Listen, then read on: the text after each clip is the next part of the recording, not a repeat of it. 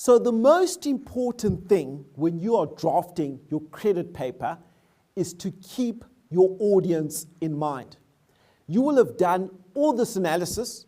You'll know this company inside out. You'll have drafted a paper accordingly. So you know a lot more than the credit committee knows in terms of the detail of this company. So you've got to keep your audience in mind. You've almost got to give them a set of directions.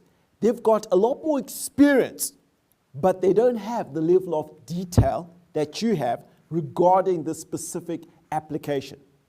So the information we convey is largely wasted if we can't communicate the implications or the consequences of it.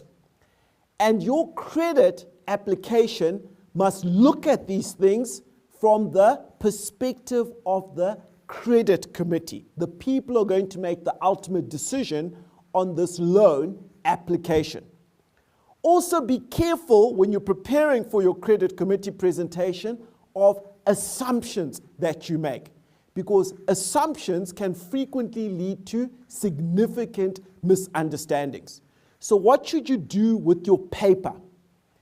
First, make it readable. Make your paper as readable as possible.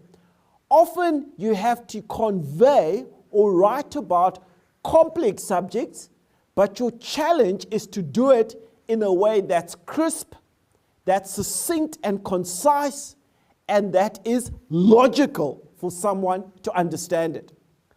Also, give the reader of your credit paper a roadmap of what you're going to be tackling and how you're going to be talking about it.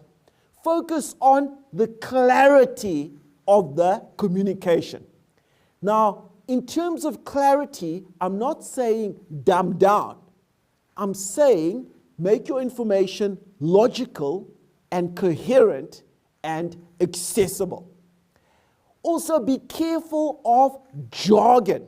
And we've got to be very, very careful in differentiating between what is necessary jargon and what's unnecessary jargon. So using acronyms, for instance, if you use acronyms, make sure they are recognized within your company.